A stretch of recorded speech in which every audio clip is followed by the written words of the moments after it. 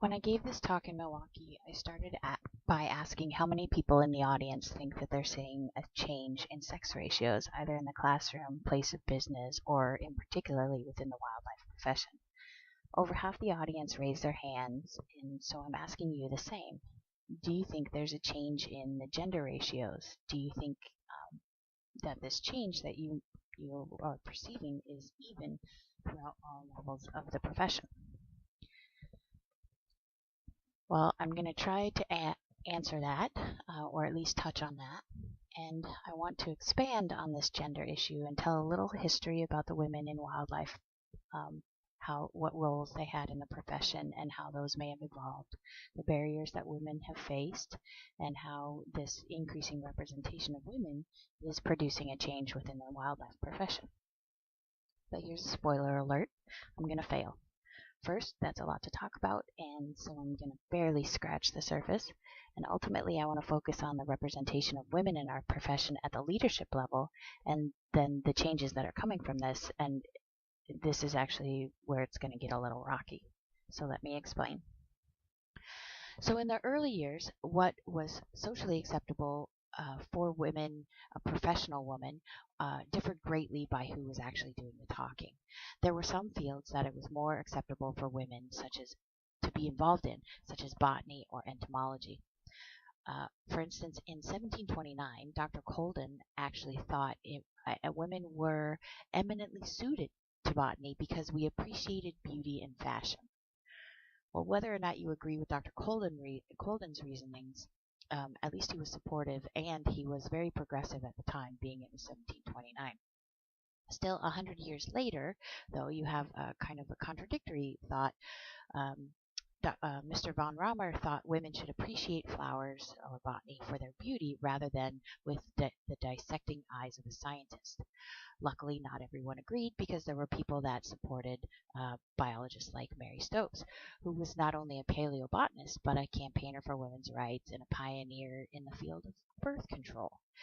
She was an expert on fossil plants and played a critical role in discovering the origins of coal and how to efficiently use it for heat and electricity, which revolutionized Britain. Fast forward 50 years, and we are still within kind of some negative thoughts and social barriers. In 1908, Albert Cousins, who was working for the U.S. Forest Service, was animate about women not being employed within the Forest Service, said that a woman clerk could not handle the rough work required to do the job, although later he did admit that paperwork was more suited to the delicate touches of a woman, and as it was too much for the two-fisted rangers and supervisors. Well, during this time, Haley Daggett came along, and she was the first woman to actually have a field position, and she was stationed in Klamath National Forest, which is in California and Oregon. And she totally surpassed everyone's expectations because they all thought she would come crawling back after the first week of being by herself. She ended up working for 15 consecutive summers out in the forest. The barriers women had to overcome were not only societal expectations, but if they were actually in the field or employed in science somehow, they were never really given credit for their work. They were never in the spotlight. They were always waiting in the wings. It was typically the husbands or male coworkers that got all the credit. If wives were employed, they were typically, if women were employed, they were typically husbands' assistants, and they were considered a convenient and necessary and free source of labor. If you weren't married, or even if you were married, you still did not get the same salary as everyone else, and likely you were denied promotions and denied resources, such as libraries that were off limits to women. There were additional barriers, like being smart was not fashionable. If you wanted a husband, you couldn't be seen as being intelligent. There was really no community because you had very few female coworkers or peers. There was considerable isolation from both men and women outside of the scientific field. It was considered inappropriate for a woman to be in the field alone, let alone an unmarried woman. Ellen Quillian here in Texas in the 1920s, she caused quite the scandal for hiring young men to be her chaperone because she was single and those men were single. There was other women, the wives basically, would complain if there was a woman working with their husbands or working with other unmarried men. So despite all of the challenges that I've mentioned, and I didn't even mention all of them, just a few, anyway, these women still made it work. But how? Well, typically they had multiple jobs. For instance, Miriam Rothschild, here pictured, was a mother of 6. She fostered 49 Jewish refugee children. She turned her house into a hospital wing during World War II. She was a code breaker as well as that during that time. She was a nurse, she was an activist, an author, and in her spare time, after her kids were in bed, she discovered and described more than 2,000 species of fleas and wrote books about them. It was also easier for men at the time to specialize if they so chose, whereas a woman typically never didn't get that option. So you would find that women needed to be expertise in multiple fields. They had to take advantage of everything they possibly could. So if they were out there doing work, then they were doing it on multiple levels. For instance, Annie Alexander was not only famous for her work in mammalogy and setting up the mammal collection at UC Berkeley, but she was an ornithologist, an anthropologist, and a botanist. If women couldn't quite get a field work or a job in the field, they would often end up in indirect jobs, such as being a writer or a painter, such as Mary Hunter Austin here, who made it more as a famous naturalist writer than as the biologist she was trained to be. Well, life these days is a little bit different. We don't have the same exact social barriers to overcome. For instance, in the U.S., we're encouraged to attend college, and often most of us are encouraged to decide for ourselves what we want to be when we grow up. So what I wanted to look at is where women stood now. How are they educated, and how is that trickling out into the employment? And then where are women when it comes to leadership? Are they in senior level positions that can influence the management policy and decisions regarding our profession? So I took most of my information from the National Science Foundation report on women, minorities, and persons with disabilities in science and engineering from 2013 and from the Wildlife Society. When it comes to the National Science Foundation report and all the information that I'm going to be telling you, when I mention biological sciences, I want you to be aware of all the fields that they are combining the information into to boil it down to, say, biological sciences. So we have things like anatomy, nutrition, genetics, physiology, cell biology, etc., which don't really have direct implications to wildlife biology, ecology. The closest we get is ecology and zoology, and wildlife is considered within those. But I just want you to be aware that we're looking at a broader picture of what biological sciences are. So, from this NSF report, though, we see my data here is from 2001 to 2009, and it's male and female ratios, females being in yellow, males in blue. And what I'm showing you here is that there are more women graduating with bachelor's degrees and master's degrees in the biological sciences from the year of 2001 to 2009. So that's pretty cool. When we go on to the PhD level, though, we see a slightly different story. It's only since 2008 that women have started to outnumber the male PhD graduates. So now you're probably thinking, yeah, go ladies. You women are finally picking up the pace and we're getting there. Granted, this has taken several hundred years, but some of you may even be thinking, well, we've got nothing more to complain about. The times, they're changing, the trends, they're going up. But what I want to know is, how do these trends trickle out into the workforce? What kind of barriers are still impeding women? So let's look at employment. How many women are graduating and employed in the field that they actually got their degrees in? Well, if you have a bachelor's, then the ratios are somewhat similar, with slightly more women being employed in the biological sciences field with a bachelor's. At the master's level, the story is not quite as successful, but not too bad. But I don't know. However, at the PhD level, there are nearly twice as many men employed with PhDs than women. Admittedly, there might be a time lag, but remember, these are also statistics from all the biological sciences field, not just the wildlife too. Now, what about salary? If you're a woman with a bachelor's or a master's degree in the biological sciences field, you are making about $5,000 less than a man with the same credentials. At the PhD level, you're making about $16,000 less. If we go into the university system and we look at faculty positions, particularly in relation to tenure track positions, you can see that in colleges and universities where tenure track positions aren't even an option, the ratio of men to women employed as faculty is pretty similar. However, once you get out into that tenure track, and in particularly looking at those faculty that are tenured, men definitely outnumber the women. Now, interestingly, the NSF report could get specific on reporting sex ratios within federal jobs. So if the job description had the term wildlife biologist, entomologist, botanist, etc., we could get specific data on that. So specific data on number of people employed in government positions that are called wildlife biologists. Men outnumber women 2-to-1. Men and women that are called ecologists in federal government positions, almost 2-to-1, but not quite. Whereas in the fisheries, it's actually 3-to-1. There are 3 times as many men as there are women in the fisheries field. And botanists actually are a little bit more similar, particularly in the last couple of years.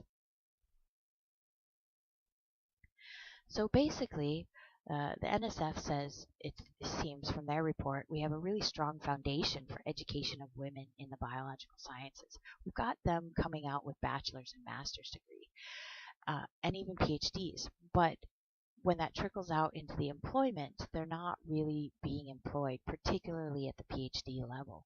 So we're not getting the same salary, and definitely within specific fields of employment, women are still outnumbered by men. So what I did after looking at the NSF report is I took a few of the most senior level positions in some of the government and non-government jobs that are in our field. This is just a small sample of positions that are influential and critical in the advancement of our profession. And I started when tracing their history from when the position was first created through to current times, counting when and how many women have served in these roles. So for example, if we start with the U.S. Secretary of the Interior, that began in 1849. Then we have, next came the National Academy of Science. It was founded and they had a director, administrator. There was a president of the Boone and Crockett Club in 1887 when that was started. There was a U.S. Secretary of Agriculture appointed in 1889, etc. And as we go through time, I'm looking for that woman, as I said, and it isn't until 1981 when the Environmental Protection Agency had been around since for 11 years. It started in 1970, but in 1981 they had the first woman take their senior level position. It wasn't until 1993 that the U.S. Fish and Wildlife Service hired their first female director, and again another EPA director female came along, and then in 1998 the National Science Foundation had a female administrator. Coming through to current times, I've summarized across over all of these positions how many were actually available through time, and then how many were women that actually held those positions. So the U.S. Secretary of the Interior, for instance, had 3 of the 64 positions, one in 2001, then again in 2006, and then now in 2013. And if you look at this column on the side of the screen here, it's actually the Environmental Protection Agency that is the only field that actually employed the majority of women and had the best ratio of women leaders. So to summarize all of that, I presented 164 years of history. It took 132 years before we got the first woman to be in a position of influence. There were 306 positions total, and of those, 22 were women. Since the NSF report really wasn't specific enough that directly related to the wildlife field, because it incorporated things like pharmacology and nursing, I wanted to use the Wildlife Society as a surrogate representation of what it might be like directly in the wildlife profession, to get an idea of how those demographics look. So if we look at membership, it's clear that over time, men have been and are still outnumbering women in the society. If you look at the high school, the education of our Wildlife Society members, the high school and those that have graduated from high school and with an associate's degree, the ratios are very similar.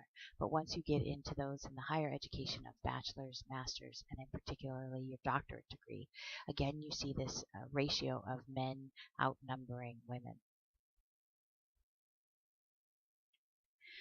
If we look at leadership roles, these are the positions of authority and influence within the Wildlife Society. I wanted to know where we stood. Well, I had done some previous research on this and summarized all of this before. And from 1937 till 2006, we had a total of 8 women holding any sort of leadership position. Well, since 2006, we've had more people come on board and take up those leadership roles. And of those new positions, there has been 1 new woman editor, 1 new woman officer, and 2 new section representatives. In the 76 years TWS has been around, it took 64 years before the first female president was elected, 75 years before the first female editor came into the scene.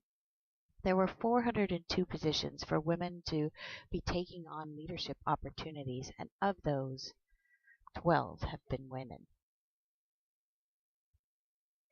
So, if you recall, I was supposed to talk about these things, and what I wanted to focus on was this increasing representation of women and how this is producing changes within the profession. Well, I actually didn't get to that part. I didn't do it because I don't think we're at that point of being able to evaluate the change. According to the NSF, there are a lot of women graduating with biological sciences degrees, so the foundation should be good. But when we look at the Wildlife Society as a surrogate and a specific window into the wildlife profession, I'm not seeing a huge change. There isn't a lot of women up there in the ranks. There's a lot of retention problems. There's this leaky pipeline. If women are having degrees, they aren't actually being employed and using them. There's still issues with salary and benefits. And from my vision and opinion, there's still isolation that is happening because those numbers are so small, and thus there's a bit of a lack of community. And I think it's because we're at the beginning of this change. I think in this little graph, we're at where the now arrow is pointing when it comes to the amount of change that we'll see. It's going to happen in the future to really see any marked difference. And I caution you simply because the numbers are changing now. We're seeing that positive increase in women graduating with degrees. There's no guarantee that that trend will continue or trickle into the workforce. And that thus trickling down into change in policy, operating procedures, standards, or expectations. We still need to make efforts to provide equal opportunities for women to advance. We still need to encourage women that do have degrees and want to continue to stay in the career and advance and use their education and take on those leadership positions. I really want to encourage women to stop waiting in the wings. Don't wait for a special invitation. You just need to step up to the plate if you want to be there. Thank you.